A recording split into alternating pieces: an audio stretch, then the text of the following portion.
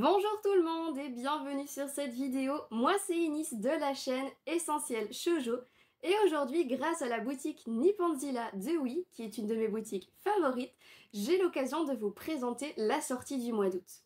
Mais tout d'abord, un petit mot sur Aikawa Saki. Connue par chez nous depuis près de 15 ans, cette autrice très prolifique se renouvelle sans cesse.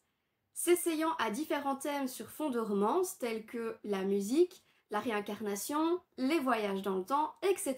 toujours avec autant de succès. Personnellement, ces séries qui m'ont le plus marqué sont Is Beast et Between You and Me, bien qu'elles totalisent un nombre de collections impressionnant.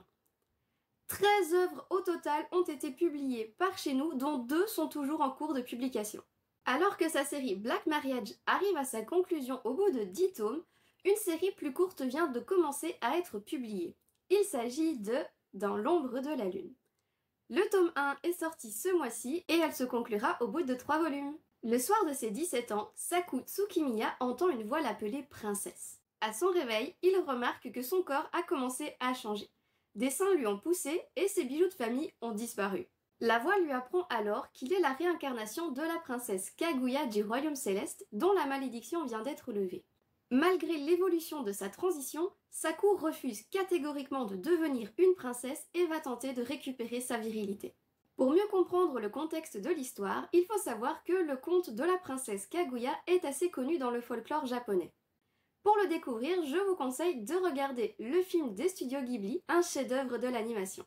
Saku n'accepte pas le rôle qui est le sien et son nouveau corps. Il va alors rechercher un moyen de garder son identité et son sexe à travers les mythes et les légendes qui impliquent la princesse Kaguya.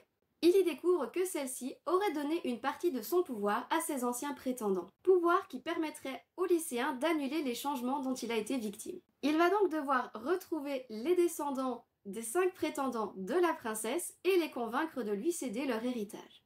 Une multitude de thèmes sont abordés dans ce premier volume, avec pour trame de fond la transidentité. Le trait de l'autrice est très reconnaissable au physique de ses personnages.